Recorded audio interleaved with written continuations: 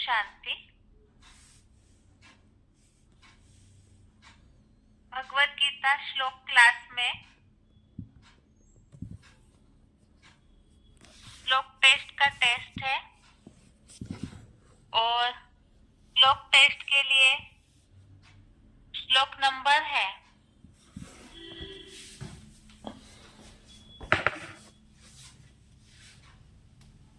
30वें अध्याय का 30वें श्लोक से 6वें श्लोक तक, अध्याय 3 का श्लोक नंबर 3 से श्लोक नंबर 6 तक और 9वें अध्याय का तीसरा अध्याय 9 का श्लोक नंबर 3।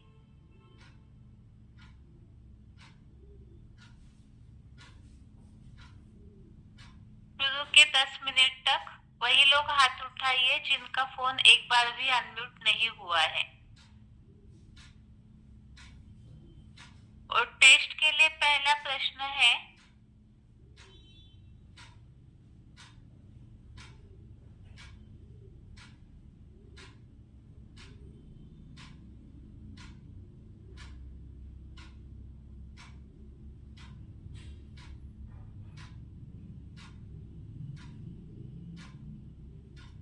योग निष्ठा की प्रणाली भगवान ने किस समय पढ़ाई थी?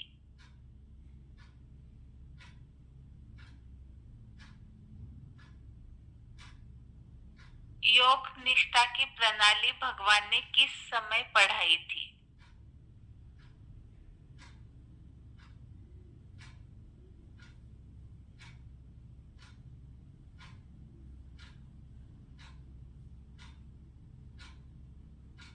फोन अनम्यूट हुआ है किसी का?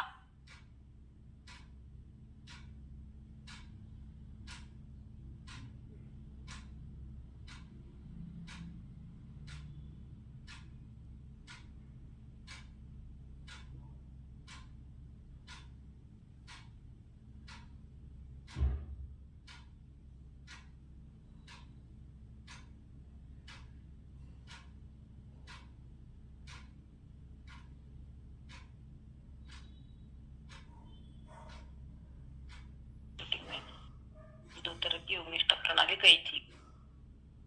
फोन अनम्यूट है। हेलो, हाँ, ओम शांति माता जी, रोल नंबर बताइए। 13049। हाँ जी। उत्तर श्लोक नंबर 3 में दिया हुआ है। मैंने इस पुराने लोक में कलियुगांत और कलियुगांत में पुरुषोत्तम संगम युग की शूटिंग में 2 प्रकार की प्रणाली कही थी। कौन से 2 प्रकार की प्रणाली है? एक है मनन चिंतन सहित ज्ञानियों की और कर्म सहित योग द्वारा कर्म योगियों की। ठीक है, ये जो मनन चिंतन सहित ज्ञान है, इसके लिए गीता में दूसरा कौन सा शब्द आया है? चिंतन के लिए मनन चिंतन सहित ज्ञान, जिसे संपूर्ण व्याख्या सहित ज्ञान भी बोला हुआ है। संपूर्ण व्याख्या सहित ज्ञान को कौन सा योग कहा है गीता में?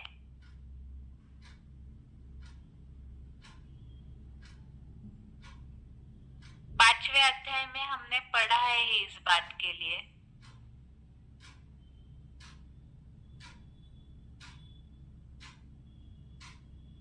ठीक है माता जी, आप ये श्लोक बताइए।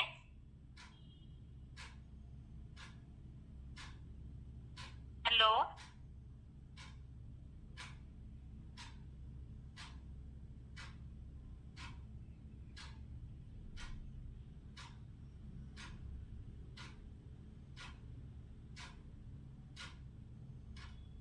फोन अनम्यूट है किसी का?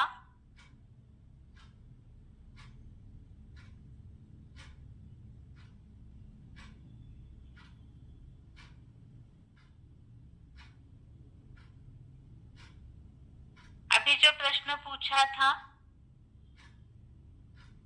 मनन चिंतन सहित ज्ञान, इसके लिए गीता में दूसरा कौन सा शब्द आया है?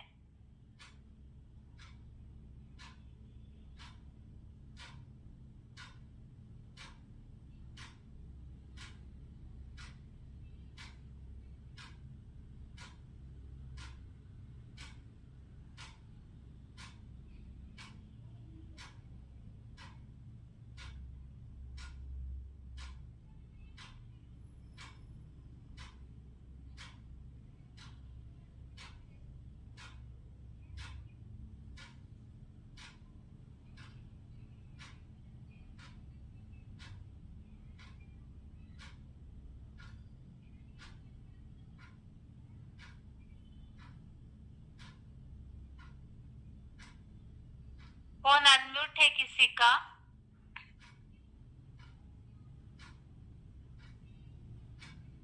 हेलो। हाँ जी, ओम शांति। रोल नंबर बताइए। 2216 सांख्य योग जो 5 अध्याय 4 নম্বর শ্লোক में है, ফুটনোট में অল্পতরু জড়ি কপিল দ্বারা বা বাসাই প্রাচীনতম কম্পিল নগরবাসী কপিল मुनि का मनन चिंतन ही सांख्य है। ठीक है, आपके लिए दूसरा प्रश्न है। हाँ जी। संपूर्ण सिद्धि किसे प्राप्त नहीं हो सकती है? संपूर्ण सिद्धि किसे प्राप्त नहीं होती है या हो सकती है? जो निवृत्त व्यक्ति कर्म का आरंभ न करने से कर्महीनता को नहीं पाता, वैसे ही संपूर्ण त्याग से भी जीवन रहते हुए दुखों से मुक्ति व जीवन मुक्ति रूप सिद्धि संपूर्णता को नहीं प्राप्त हो सकती। ठीक है, श्लोक बताइए। 3 अध्याय 4 নম্বর श्लोक। न कर्म नामो स्मरात् नैष्कर्मं पुरुषस्तुते न च सन्नासो न देवो सिद्धिं समधि गच्छति। ठीक है, आपका प्रश्न हो गया। ओम शांति। आगे के लिए प्रश्न है। आगे के लिए प्रश्न है।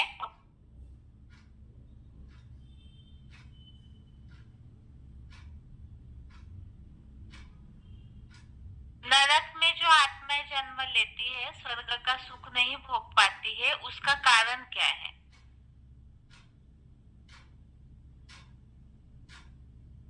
जो आत्माएं द्वापर युग से ही नीचे उतरती है या तो नरक में ही जन्म लेती है बार बार, उसका कारण क्या बताया है श्लोक में?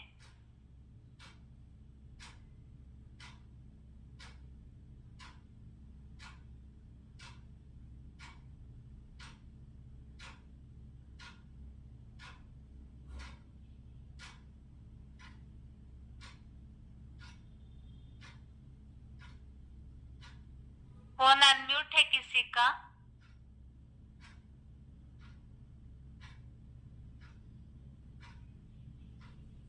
फोन अनम्यूट है किसी का?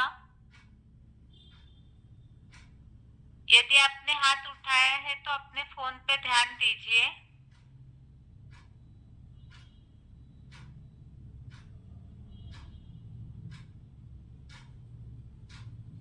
हेलो। हाँ जी, ओम शांति। रोल नंबर बताइए। 27146। हाँ जी, उत्तर बताइए। हिंदी 9वें अध्याय का तीसरा श्लोक। आश्रद्धा न पुरुषा धर्मस्य परंतपा अप्राप्त निर्वंते मृत्यु संसार वर्तन्ते। हे शत्रुतापी अर्जुन, इस सच्ची गीता वर्णित धर्म अश्रद्धालु हेत विधर्मी या विदेशी लोग मुझे न पाकर मृत्यु लोक की कृष्ण गति वाले अज्ञान युक्त मोह अंधकार में हिंसक राक्षसों के दक्षिणायन मार्ग में 2500 वर्ष के नरक लोक में पुनः लौट जाते हैं। ठीक है माता जी, आपका प्रश्न हो गया माता जी। ओम शांति। ओम शांति। आगे के लिए प्रश्न है।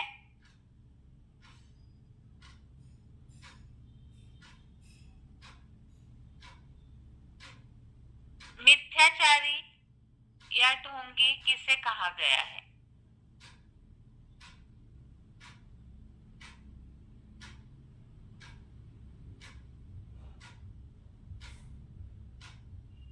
फोन अनम्यूट हुआ है किसी का?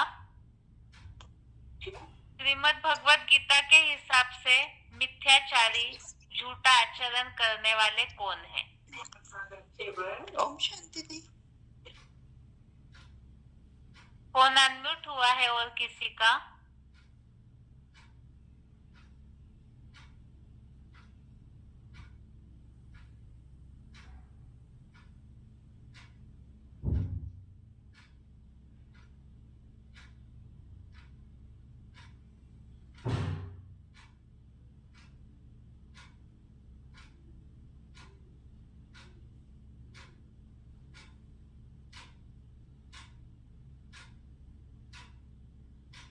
फोन अनम्यूट है किसी का, अपने फोन पे ध्यान दीजिए।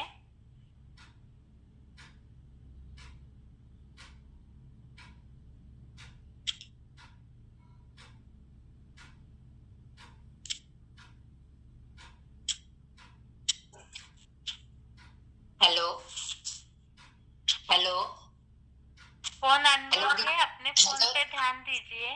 हेलो दीदी। Hello hello hello hello hello hello hello hello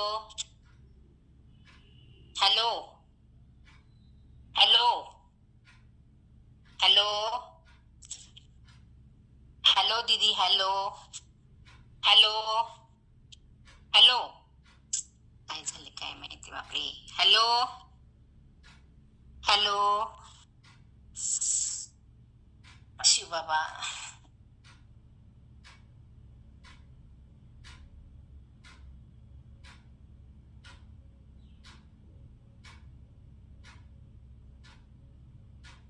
hello hello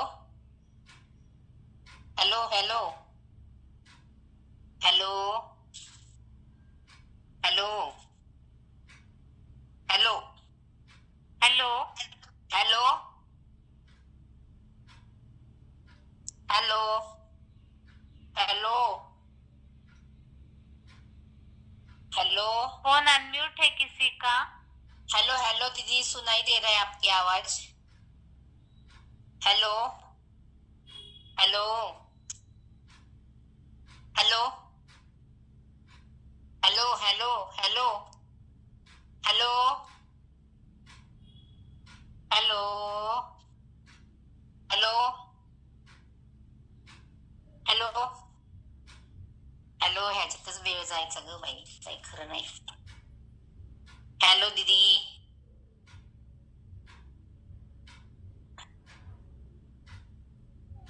hello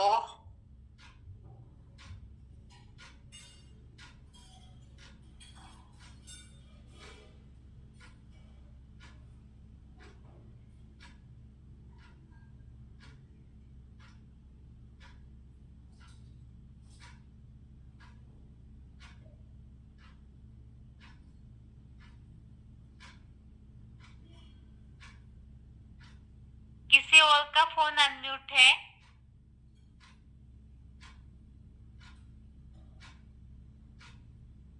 प्रश्न ये पूछा है कि गीता के हिसाब से मिथ्याचारी किसे कहा है या झूठा आचरण करने वाला।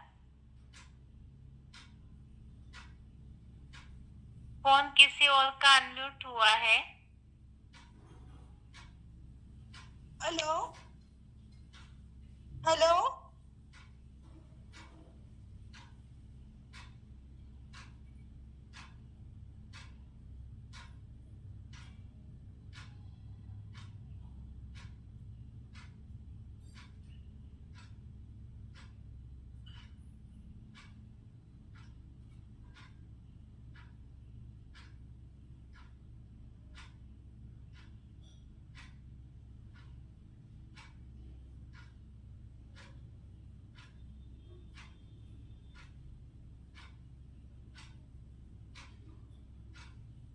हेलो।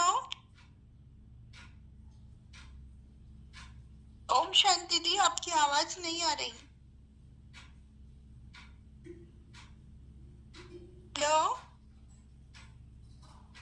हेलो।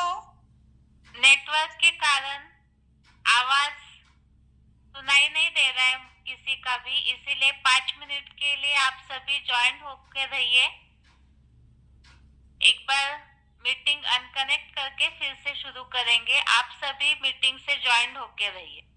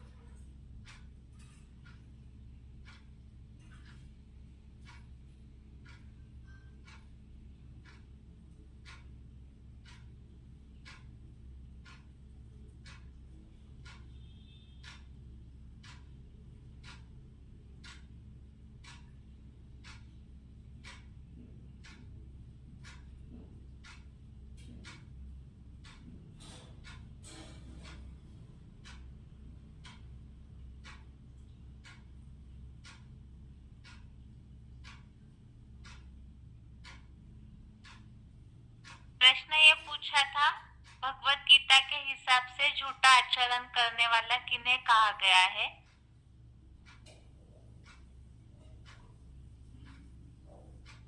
फोन अनम्यूट है किसी का?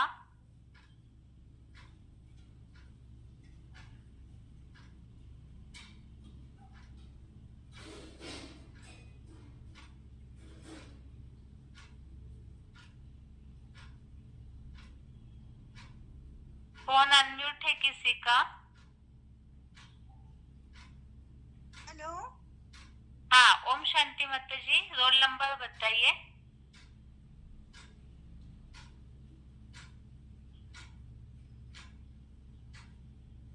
Hello,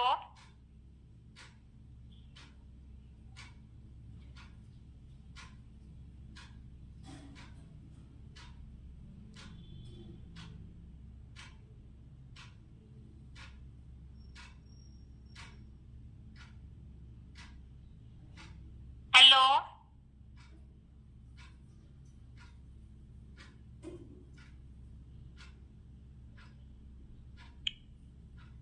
hello, Om Om Shanti. ओम शांति, रोल नंबर बताइए। 2424348। हाँ जी, ये 3 का 6 है। कर्मेंद्रियाणि संयम्य यास्ते मनसा स्मरन् इंद्रियार्थान विमूढ़ात्मा मिथ्याचार उच्यते। भले कर्मेंद्रियों को वो जबरदस्त रोकता है, लेकिन जो पूर्व अभ्यास के कारण इंद्रियों के भोगों को बार बार याद करने से वो मिथ्याचारी, उसको बाबा कहते हैं।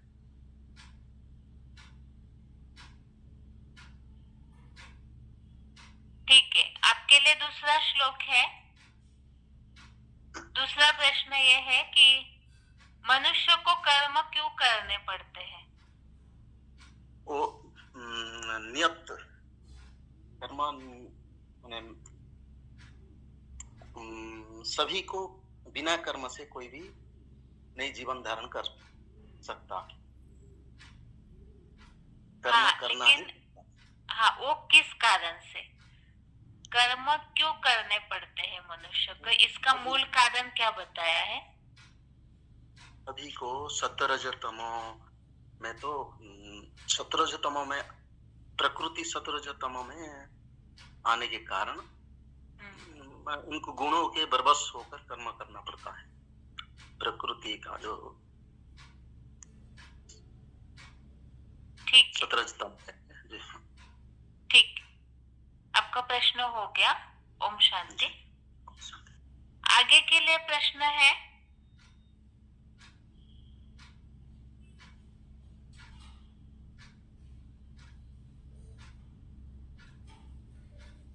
अंधकार का रास्ता किसे बताया है?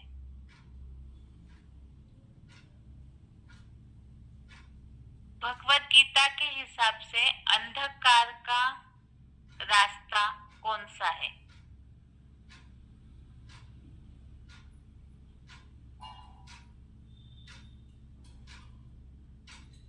फोन अनम्यूट है किसी का?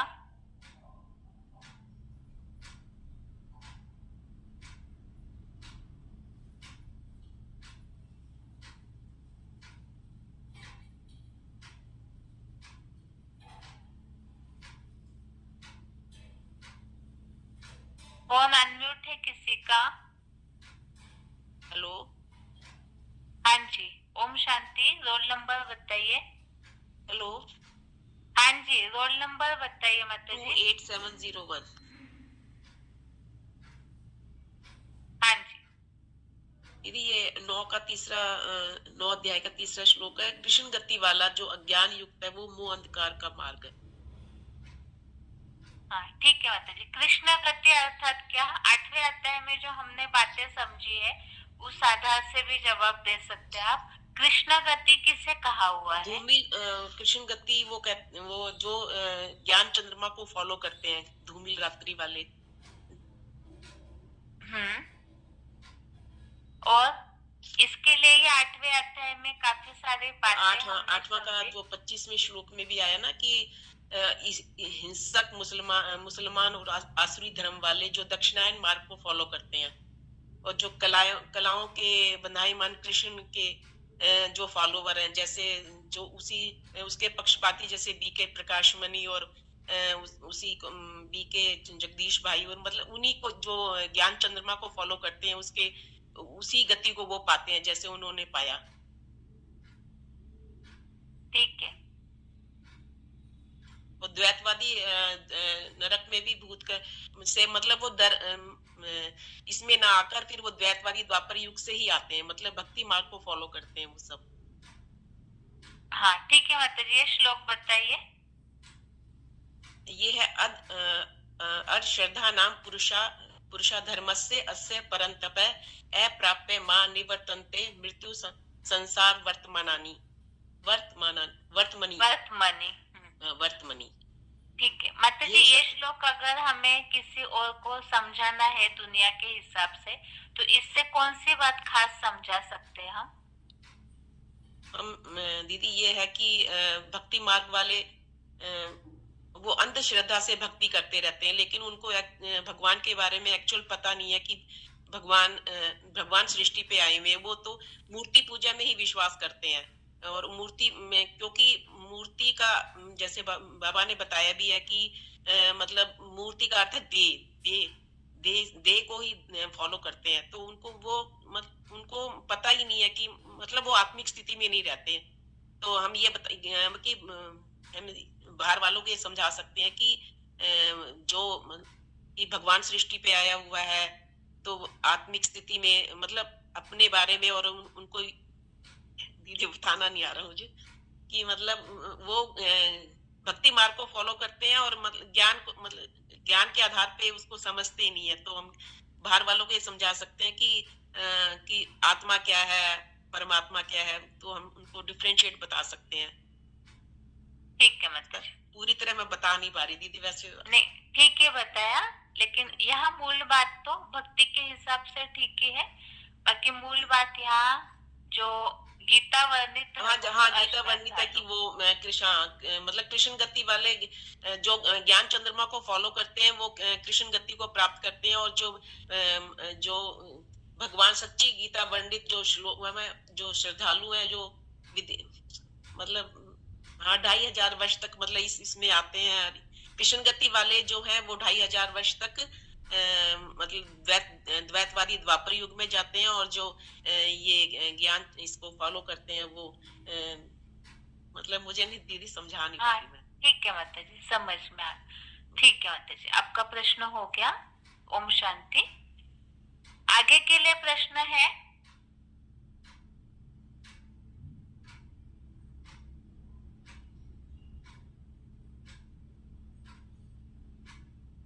जो श्लोक में उल्लेख आया है सिद्धि का, सिद्धि प्राप्त करने का, तो सिद्धि अर्थात क्या, किस बात को सिद्धि कहा हुआ है?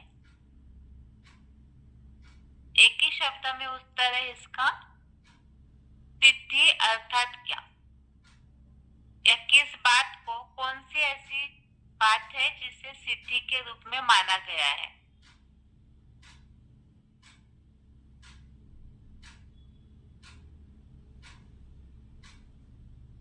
क्लैरिफिकेशन वाले अर्थ में उत्तर है इसका।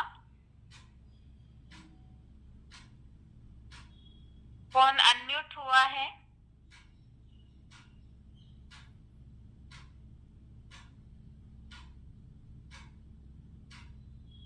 हेलो। हाँ जी, ओम शांति। रोल नंबर 20785 दीदी। हाँ जी, उत्तर बताइए।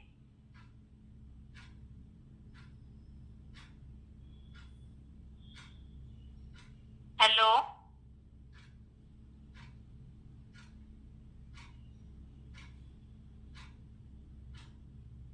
उत्तर बताइए माता जी।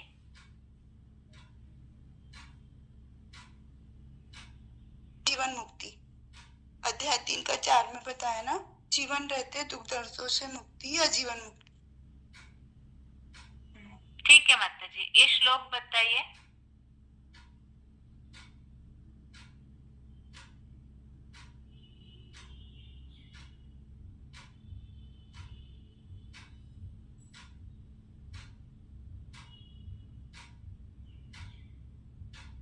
हेलो दी।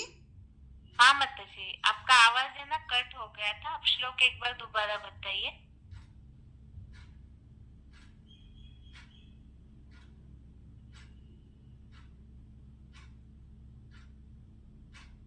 माता जी, आपका आवाज सुनाई नहीं दे रहा है हमें।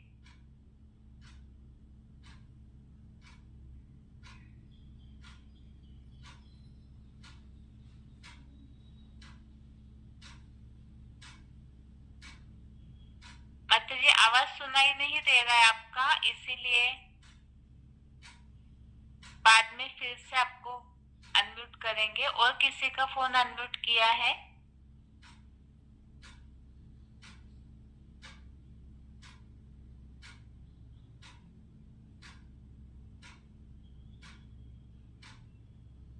अगले बार के लिए प्रश्न है जो तीसरे श्लोक संबंधित 9वें अध्याय के तीसरे श्लोक संबंधित जो पॉइंट्स हमने समझे हैं वो पॉइंट्स बताने हैं।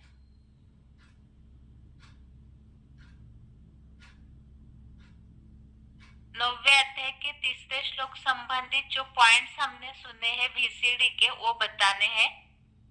फोन अनम्यूट है किसी का?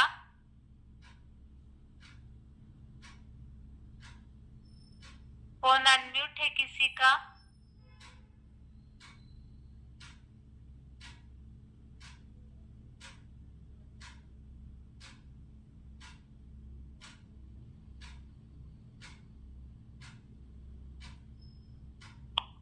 हेलो।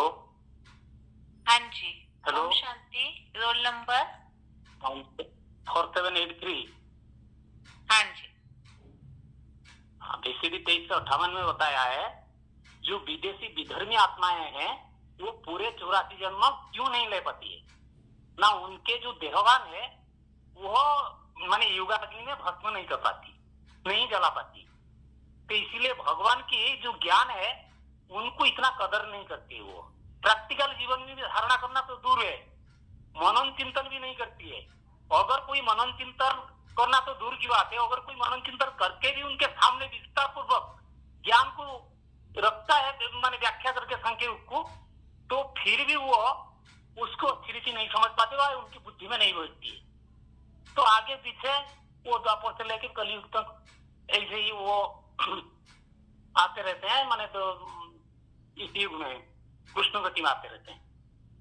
ये बात बताए और बताऊं? हाँ बताइए। हेलो। हाँ जी बताइए। और कृष्ण जो अश्रद्धालु है बताया जिस माने जो नापा माने न पाकर माने मुझे न पाकर माने भगवान को न पाकर वो मृत्यु लोक में जाते हैं, जिसमें बताया कि जो आत्मा एवरलास्टिंग निश्चय बुद्धि नहीं बन पाती है वो अमर लोक में नहीं जाते हैं, उनका मृत्यु लोक में उनको खलास हो जाता है। और उसका मुख्य बात है वाइब्रेशन की बात है। ये जो वाइब्रेशन में जैसे बताया कि जो अंतमत में जैसे उनका मन का गति होगा, अंतमत सुगते, तो उसके आधार पर उनकी जो बुद्धि में अनिश्चय बुद्धि बढ़ जाती है, वो सुनी सुनाई बातों में उनका बुद्धि चली जाती है, तो वो मृत्यु लोक में वो पाते हैं, वो चले जाते हैं। उनको बताया कि ठेठ विधर्मी है, विदेशी है, ये भगवान को नहीं पाते, उनके मन में श्रद्धा भावना नहीं होती है, इसलिए वो दूसरे से देहधारी धर्मपिता जो है उनके माने बुद्ध में चले जाते हैं, जिसको बताया मूढ़ा जन्मानी जन्मानी 16 अध्याय का जो एक श्लोक बताया है, वो मुझे अप्राप्त, मुझे प्राप्त नहीं होते, स्वयं दुखी होते हैं और दूसरों को भी दुखी करते हैं। महाविनाश के टाइम में वो जब शरीर छोड़ते हैं तो उनका जो गति है वो दुख पूर्वक होता है, वो दुख दर्द से शरीर छोड़ते हैं तो वो पुनर्बार उसी संस्कार उन्हीं आत्मा के अंदर रह जाते हैं, पुनर्बार उसी में ही वो आ जाते हैं। ये बात बताया गया है। ठीक है, आपका प्रश्न हो गया। ओम शांति। आगे के लिए प्रश्न है, और भी पॉइंट्स बाकी है तो वो पॉइंट्स बताने हैं। तीसरे श्लोक संबंधित जो और पॉइंट सुने हैं, पॉइंट बताते समय आप जिस तरह से हमने टॉपिक वाइज पॉइंट्स को समझा है उसी अनुसार बताइए, तो सभी को ही समझने में सुविधा होगी।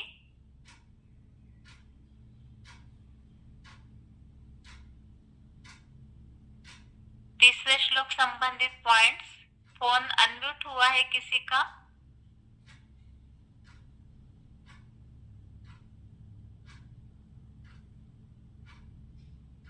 फोन अनम्यूट है किसी का?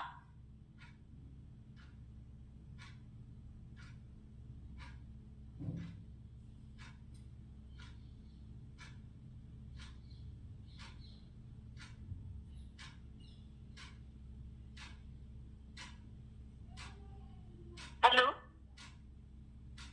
हाँ जी, हेलो। शांति, रोल नंबर? हाँ, 2327। हाँ जी। कृष्ण गति का अज्ञान युक्त मोहांधकार दक्षिणायन भक्ति मार्गीय संचार।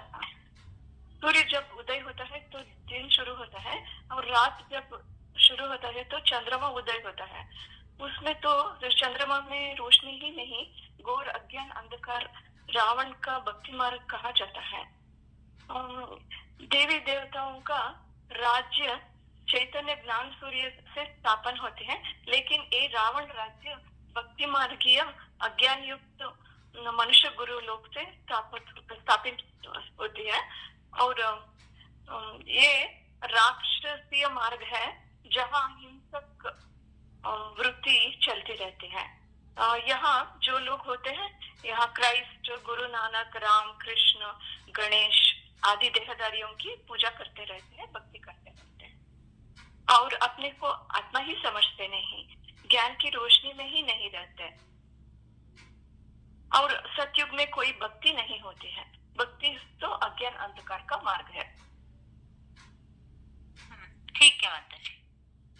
आज के टेस्ट में से कोई भी एक श्लोक बताइए माता जी। अच्छा, लोकेस्मिन् द्विविधा निष्ठा पुरा प्रोक्ता मया नघ ज्ञान योगेन सांख्यानाम कर्म योगिनाम 3/3 का है ये श्लोक। ठीक है माता जी, आपका प्रश्न हो गया। आगे के लिए प्रश्न है। हाँ, ओम शांति। और भी पॉइंट बाकी है तो और जो कोई पॉइंट बता सकते हैं तीसरे श्लोक संबंधी, तो पॉइंट बताइए। हेलो। हाँ जी, ओम शांति, रोल नंबर? ओम शांति 3028। हाँ जी। हाँ, वो 2859 में बताया है कि जो विदेशी विधर्मी होते हैं, जब भगवान बाप आते हैं तो वो पढ़ाई के ऊपर पूरा ध्यान नहीं देते, और भगवान बाप जो कहते हैं आत्मा बनो, उसके ऊपर वो ध्यान नहीं देते और औरों से प्रभावित होते रहते हैं। तो भगवान का ज्ञान वो अपना पूरा जीवन में धारण नहीं कर पाते हैं, इसीलिए वह दूसरों से, चंद्रमा से प्रभावित होकर के उनके अज्ञान अंधकार में चले जाते हैं। इसलिए अपना पूरा देवी मन जलाने के कारण वो भगवान से पूरा वर्षा नहीं पा पाते, और वो स्वर्ग में आते नहीं है। ठीक है, आज के टेस्ट में से कोई भी एक श्लोक बताइए। श्लोक है, नहीं कच्चित क्षणमपि जातो तिष्ठस्य कर्म कृत कार्यते अवश्य कर्म सर्व प्रकृति के गुणे। मानो कोई भी पुरुष क्षण भर के लिए भी कर्म के बिना नहीं रहता है, क्योंकि प्रकृति के तीनों गुणों से उनको कर्म करना ही पड़ता है। ठीक है, ये श्लोक हम किस प्रसंग में समझा सकते हैं? जैसे कोई सन्यासी के फॉलोअर्स है, तो वो तो सन्यासी तो अपना संसार छोड़ के चले जाते हैं, लेकिन वो जो उनके पीछे जाने वाले होते हैं, उनको भी अगर बाबा कहते हैं ना, सन्यासी के फॉलोअर्स, तो सन्यासी, उनको भी सन्यासी बनना चाहिए। तो वैसे तो संसार में कोई भी ऐसा नहीं होता है कि जो कर्म के बिना रहता नहीं है, तो इसकी बात के ऊपर हम उनको समझा सकते हैं। ठीक है, आपका प्रश्न हो गया। ओम शांति। ओम शांति। आगे के लिए प्रश्न है,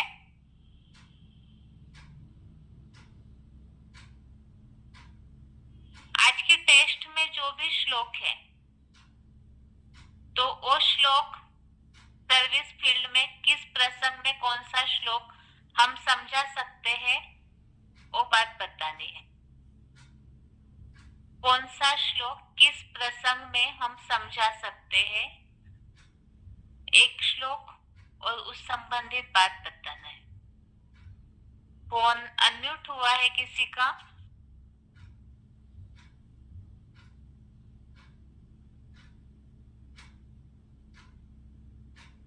फोन अनम्यूट है किसी का?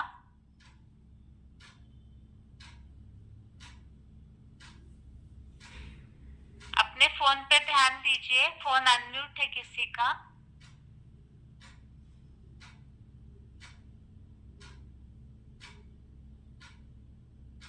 यदि आप हाथ उठाते हैं तो अपने फोन पे ध्यान दीजिए। फोन अनम्यूट है किसी का?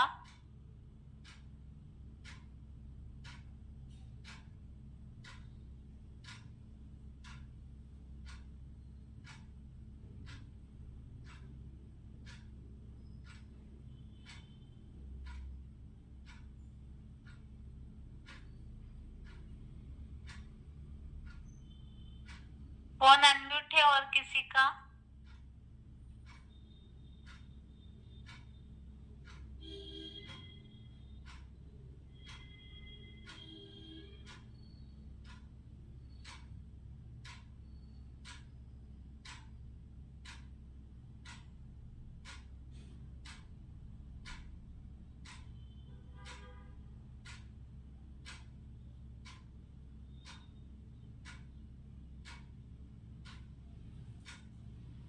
फोन अनम्यूट है किसी का?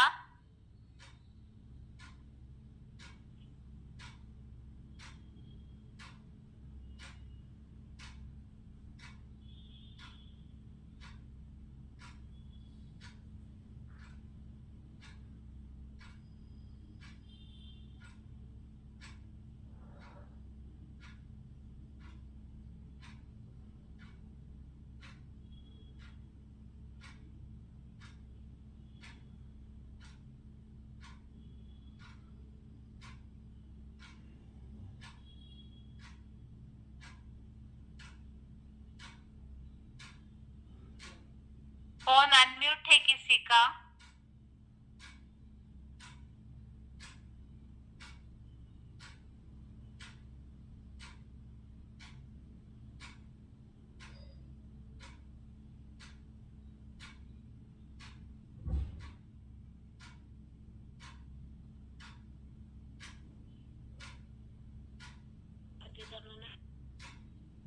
फोन अनम्यूट है?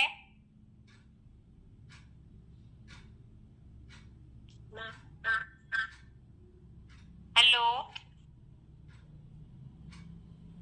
हेलो। हेलो, ओम शांति बहन जी। हाँ जी, ओम शांति। रोल नंबर 4782 ना 83 सॉरी 8282 4782 भूल गया। हेलो, 4782। हाँ जी, ठीक है। उत्तर बताइए। नहीं, कोई भी एक श्लोक का बाहर दुनिया वालों को कैसे समझाएंगे? हाँ जी हाँ जी। जैसे एक श्लोक हम बताते हैं, न ही कश्चित क्षणमवति जातु तिष्ठति अकर्म कृत कार्यते ही अवश्य कर्म सर्व प्रकृतिजयी गुणैः। जो भगवत प्रेमी होते हैं दुनिया में, जो गीता के प्रति जिनकी रुचि है, वो गीता पढ़ते हैं, तो उनको हमें समझाएंगे कि ये गीता तो गीता में भगवान का वाणी है। तो हम इसको मानने से और इसी ज्ञान को धारण करके उसके मत पर, ज्ञान के आधार पर हम चलेंगे तो हमारा जीवन सुखमय होगा, कल्याण होगा। ये बात तो पहले हम उनको समझाएंगे। और ये जो श्लोक है, इसमें भगवान ने क्या बोला है, इसको भी हम समझेंगे। और इसी अनुसार हम अगर चलेंगे तो हमारा कल्याण ही कल्याण होगा। तो इसे ये श्लोक जो बताता है कि न ही कश्चित क्षणमपि जातु तिष्ठति अकर्म कृत,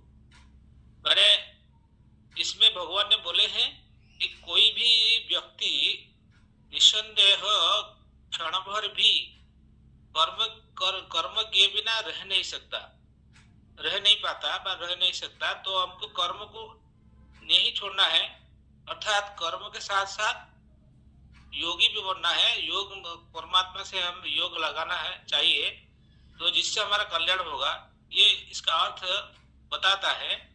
और दूसरा पॉइंट है कार्यति अवश्य कर्म सर्व प्रकृति गुण ही। अगर कर्म को हम छोड़ देंगे तो मुक्ति पाने के लिए तो कर्म को हम छोड़ नहीं सकते, क्योंकि जो हमारा प्रकृति जो है, मनुष्य का जो आत्मा का प्रकृति है, तो प्रकृति के कारण जैसे तो जरूर ये सत्व तम रजो ये तीन गुणों के कारण जरूर मनुष्य कोई भी हो तो उसको कर्म करना ही पड़ेगा, तो वो हमको बाध्य भी करेगा। तो इसीलिए बराबर से ही कर्म हम उस कर्म में हमें लगना पड़ेगा। तो इससे ये हम कहेंगे कि हम कर्म को छोड़ करके हम माने कर्म को छोड़ देंगे और हम मुक्ति पाएंगे, ये से नहीं हो सकता। तो इसमें भगवान ने इसे समझाया है कि कर्म के साथ साथ कर्म करना ही जरूरी है, तो और योगी भी बनना जरूरी है। तो यही अर्थ समझाना है। ठीक है, आपका प्रश्न हो गया। ओम शांति। ओम शांति। आगे के लिए और भी श्लोक बाकी है, तो उसमें से कोई भी अभी जो श्लोक भाई ने बताया उसके अलावा जो श्लोक बाकी है उसमें से कोई भी एक श्लोक के लिए बता सकते हैं कि हम सर्विस फील्ड में उस श्लोक को किस टॉपिक पर समझा सकते हैं।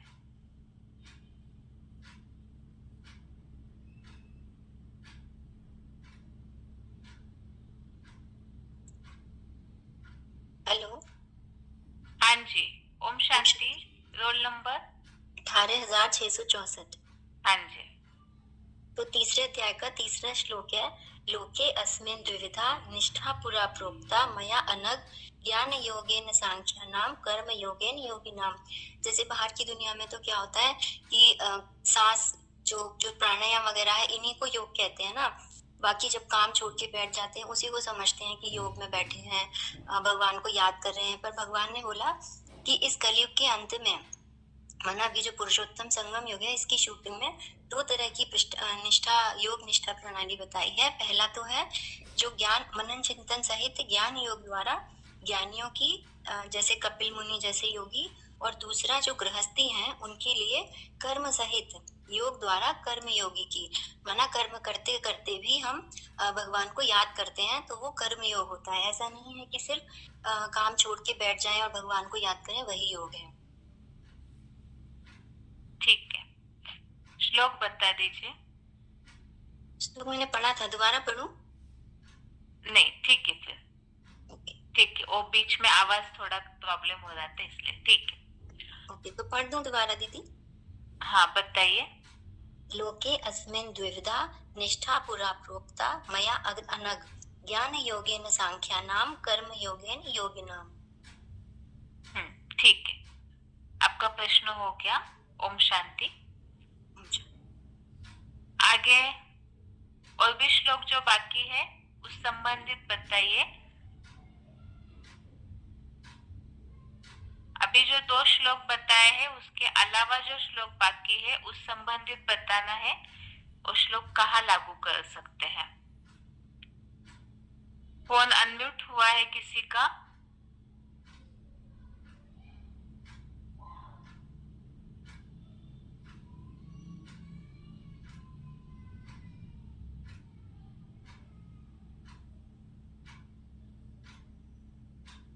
फोन अनम्यूट है किसी का?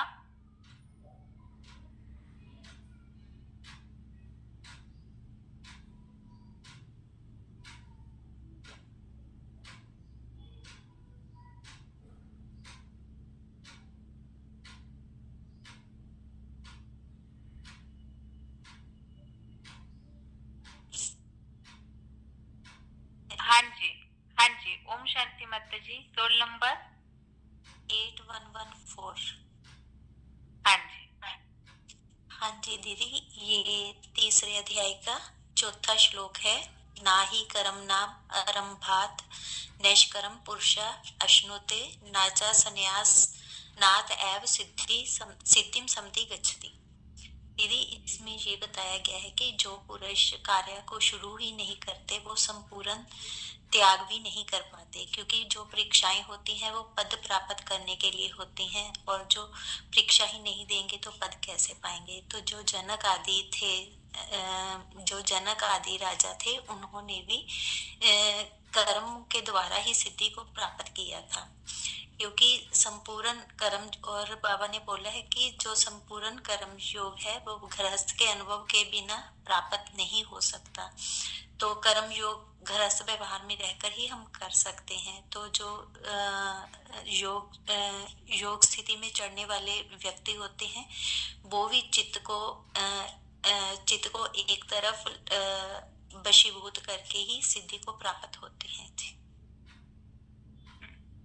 ठीक है माता जी, आपका प्रश्न हो गया माता जी। ओम शांति।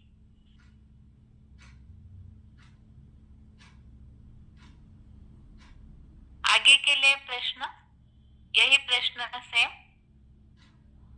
और जो श्लोक बाकी है उस संबंधित बताना है।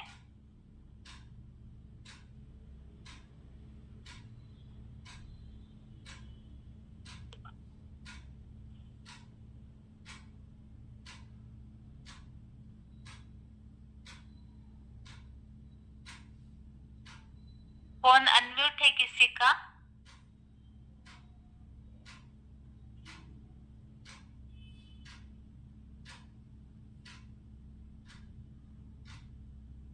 फोन अनम्यूट है किसी का?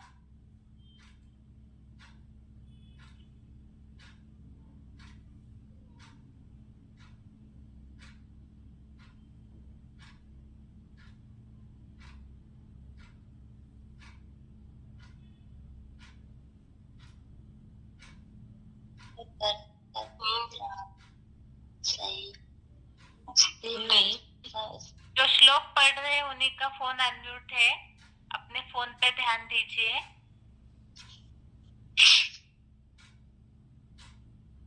Hello hello. हाँ, ओम शांति माता जी, रोल नंबर बताइए। ओम शांति दीदी, 28/11/2। हाँ जी। श्लोक है दीदी 3/6 है श्लोक। हाँ जी। संस्कृत तो ठीक से नहीं पढ़ पाती पर बोल रही हूँ। कर्मेंद्रियाणि सम्यया अस्ते मनसा स्मरण इंद्रियार्थ निवृमूढ़तम मिथ्याचारा सा उच्यते। जो महामूर्ख पुरुष अनेक जन्मों से ही प्रबल बनी कर्मेंद्रियों को जबरियन रोककर हर प्रकार की इंद्रिय सहयोग बिना इंद्रियों के भोगों को मन से याद करता हुआ देह निर्वाह का धंधा छोड़ निष्क्रिय हुआ बैठता है, वह मिथ्याचारी कहा जाता है। इसमें समझाया गया था कि मना जो इंद्रियां हैं तो क्या करते हैं कि मन बुद्धि से तो हर कर्म को नहीं छोड़ते, मन में उसकी लालसा रहती है कि ऐसे को भोगे, लेकिन हठ पूर्वक उसको रोक के रखते हैं। तो उसको मतलब सही तरीके से मतलब छोड़ा हुआ नहीं कहा जाएगा, उसको जबरियन कहा जाएगा।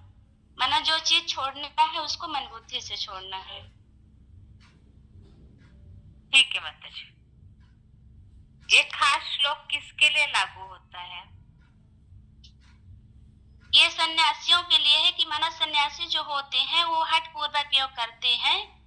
तो बाबा तो जैसे माना सहज राजयोग बताया ना कि माना कर्म करते हुए याद करना है, हठ पूर्वक इंद्रियों को कंट्रोल करके नहीं बैठना है, तो माना मन से याद करना है, चलते उठते बैठते खाते पीते। ठीक है माता जी, आपका प्रश्न हो गया माता जी। ओम शांति। क्लास का टाइम पूरा होने जा रहा है और आज नेटवर्क भी ज्यादा डिस्टर्ब है, इसीलिए अभी तक पूछे हुए प्रश्नों के उत्तर देखते हैं। इसमें एक खास बात, अभी तो काफी समय हो गया है हम सब श्लोक पढ़ते हुए, जैसे कि हर श्लोक के बाद उच्चारण हम सुनते ही हैं, और जो पुराना भगवत गीता का किताब है उसमें संधि विच्छेद सहित दिया हुआ है, मूल श्लोक और उसके साथ संधि विच्छेद भी। तो यदि आप संधि विच्छेद धीरे धीरे पढ़ने की प्रैक्टिस करेंगे, एक एक शब्द को अलग अलग करके रुक के, तो श्लोक पढ़ने की प्रैक्टिस हो जाएगी अच्छी। इसीलिए क्योंकि यदि हम गीता के आधार से किसी को समझाते हैं और आप यदि उच्चारण या श्लोक की कोई भी बात को गलत रीति से बताते हैं तो इससे सामने वाले पर गलत प्रभाव पड़ेगा। इसीलिए काफी सभी लोगों का ऐसे हो जाता है कि श्लोक पढ़ने की प्रैक्टिस नहीं होती है। तो इसीलिए जो पुराना किताब है उसमें जो संधि विच्छेद और मूल श्लोक दिया हुआ है, तो यदि संधि विच्छेद को रुक रुक के बार बार एक शब्द को ही पढ़ने की प्रैक्टिस करेंगे तो फिर श्लोक पढ़ना आसान हो जाएगा। और जो श्लोक के बाद हम जब भी श्लोक पढ़ते हैं तो उच्चारण सुनते हैं, तो उस उच्चारण को भी अगर ध्यान से सुनेंगे, श्लोकों का उच्चारण भी जो दिया हुआ है ऑडियो वाला, तो यदि उसे बार बार सुनते हैं तो एक्यूरेट जो श्लोक उच्चारण है उसकी प्रैक्टिस हो जाएगी। और अभी प्रश्नों के उत्तर। 9वें अध्याय का तीसरा, अध्याय 9 का श्लोक नंबर 3 इस संबंधित। ये श्लोक खास करके इस बात के लिए है कि अंध श्रद्धालुओं की, जो अश्रद्धालु है, जिनके मन में श्रद्धा विश्वास भावना निर्माण नहीं होती है, तो ऐसों की क्या गति होगी, इस संबंधित है। सबसे पहले इस श्लोक के लिए प्रश्न पूछा था, नरक में कौन जाते हैं या बार बार नरक पे जन्म लेने का कारण क्या है, किन आत्माओं को ऐसी गति प्राप्त होती है। पहले तो ये श्लोक है, अश्रद्धानाः पुरुषा धर्मस्यास्य परन्तप अप्राप्य माम निवर्तन्ते मृत्यु संसार वर्त्मनि। तो इस श्लोक में ये बात बताई हुई है, नरक में जाने वाले कौन है, तो सच्ची गीता वर्णित धर्म में अश्रद्धालु, ठेठ विधर्मी या विदेशी लोग मुझे न पाकर मृत्यु लोक के कृष्ण गति वाले अज्ञान युक्त मोह अंधकार में हिंसक राक्षसों के दक्षिणायन मार्ग में 2500 वर्ष के नरक लोक में पुनः लौट जाते हैं। तो इसमें दो बातें बताई है। एक तो जो गीता वर्णित धर्म के प्रति अश्रद्धालु है, ऐसी आत्माएं भगवान तक पहुंच नहीं पाती, तो वो फिर नरक लोक में जाती है। और दूसरी बात, ऐसों की एक निशानी और बताई है, एक तो ये ठेठ विधर्मी और विदेशी आत्माएं, और दूसरा वो अज्ञान युक्त मोह अंधकार में फंस जाती है, तो वो ऐसी आत्माएं नरक लोक में ही जाती है। और इसी संबंधित 8वें अध्याय के श्लोकों के उल्लेख के आधार से समझाने बोला था। तो कृष्ण गति, इसके बारे में हमने 8वें अध्याय में काफी बार समझा है कि ब्रह्मा की रात, ये दक्षिणायन मार्ग है और इसे ही कृष्ण पक्ष भी कहा गया है और ब्रह्मा की रात भी। तो अज्ञान अंधकार को जो फॉलो करने वाले हैं, जो चंद्रमा के धूमिल प्रकाश को फॉलो करने वाले हैं, तो ऐसी आत्माएं ही नरक लोक में पुनः लौट जाती है। और 8वें अध्याय में इन संबंधित बताया है कि वो भूत प्रेत आदि बनते रहते हैं। पुरुषोत्तम संगम युग में भी उन्होंने उस धूमिल प्रकाश को फॉलो किया, और ब्रॉड ड्रामा में भी इसी के कारण ऐसी आत्माएं भूत प्रेत बनते रहती है द्वापर युग से भी। अभी तीसरे अध्याय संबंधी श्लोकों के लिए सबसे पहले तीसरा श्लोक नंबर 3, इस संबंधित एक प्रश्न पूछा था। ये श्लोक विशेषकर इस बात के लिए है कि भगवान ने जो ज्ञान समझाया वो कौन सा ज्ञान है। तो यहाँ पर किस समय भगवान ने योग निष्ठा की प्रणाली बताई थी, ये प्रश्न पूछा था।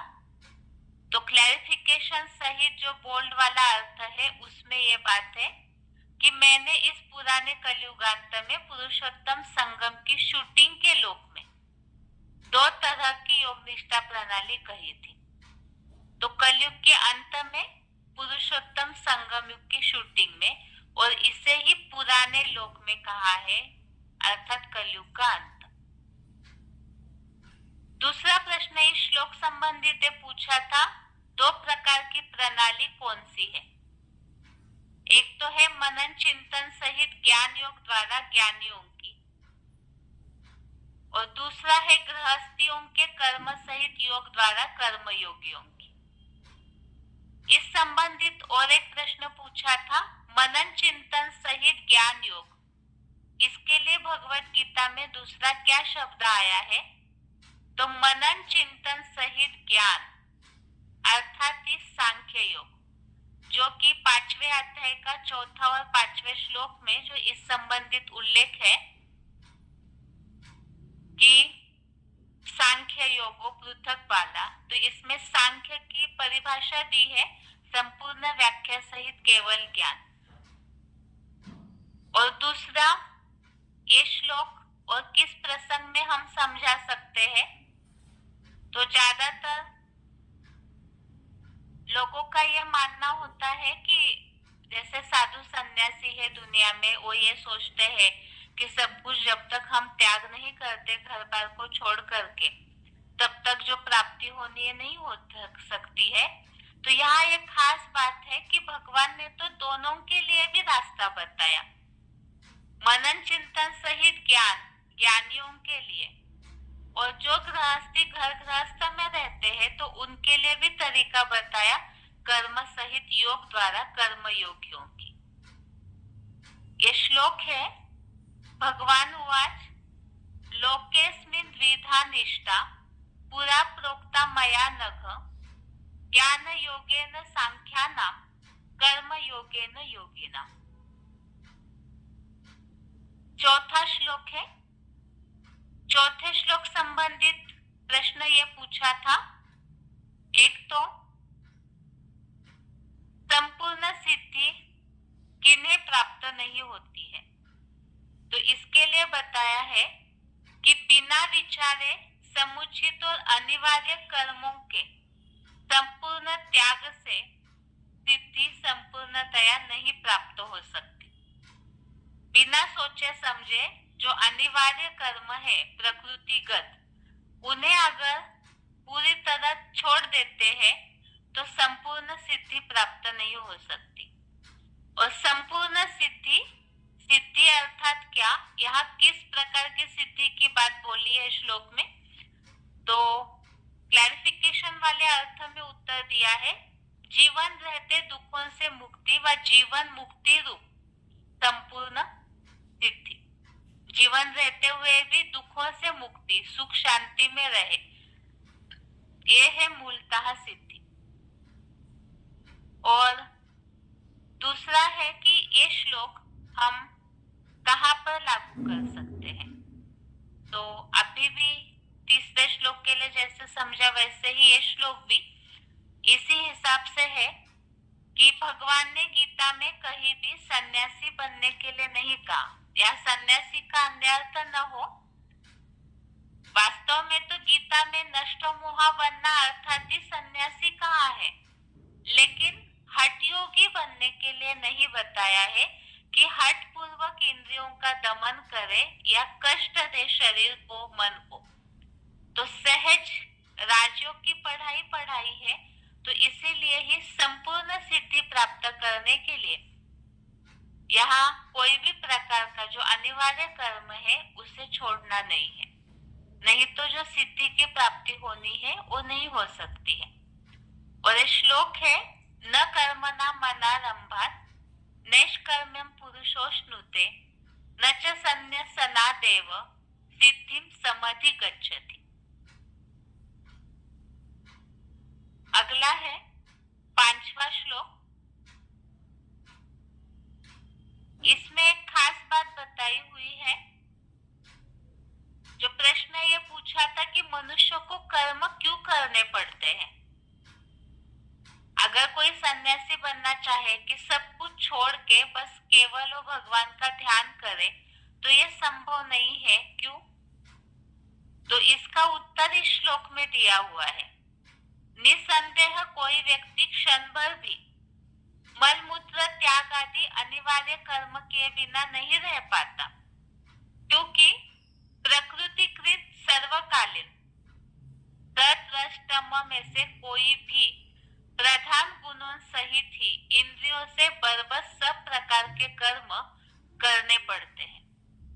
तो यहाँ पर इस बात को स्पष्ट किया है कि जो प्रकृति का ये शरीर मिला हुआ है और ये 3 गुणों से प्रसादित होने के कारण इंद्रियों से बरबस ही सब प्रकार के कर्म करने पड़ते हैं। तो जो जरूरी कर्म है वो तो करने ही पड़ते हैं। इस संबंधित जैसे कि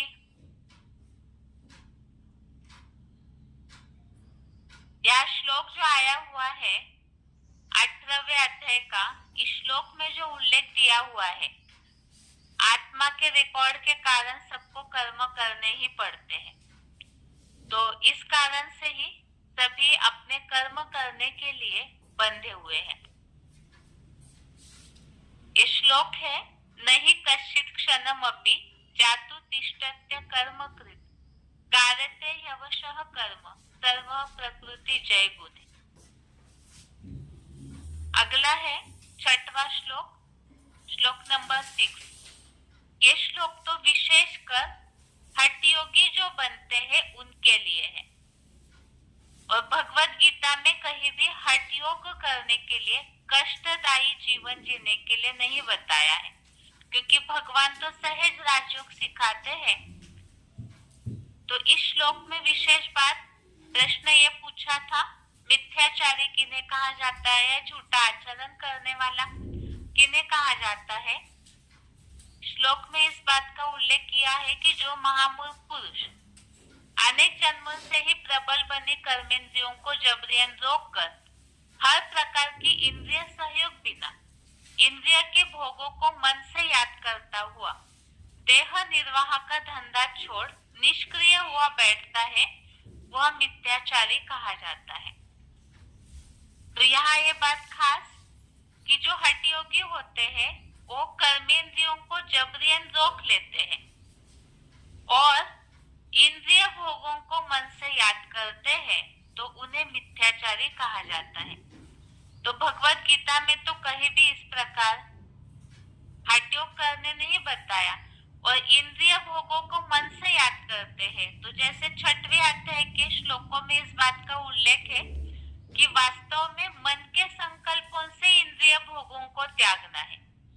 इंद्रिया भले अपने स्वाभाविक कर्म में लगी हुई है, जैसे 5वें अध्याय के 8वें 9वें श्लोक में उल्लेख है कि इंद्रिया अपने स्वाभाविक भोगों में लगी है, लेकिन मन से उन सब बातों को त्यागना है। मन उन सब बातों में लिंपायमान नहीं होना चाहिए। लेकिन हठयोगी इससे विपरीत करते हैं, इंद्रिय भोगों को मन से याद करते और कर्मेंद्रियों को जबरियन रोकते। तो इसीलिए ही वो दुनिया के सामने तो हट ऐसे दिखाते हैं कि सब कुछ त्यागा है, लेकिन मन से उन बातों को भोगते हैं, तो इसीलिए उन्हें मिथ्याचारी कहा हुआ है।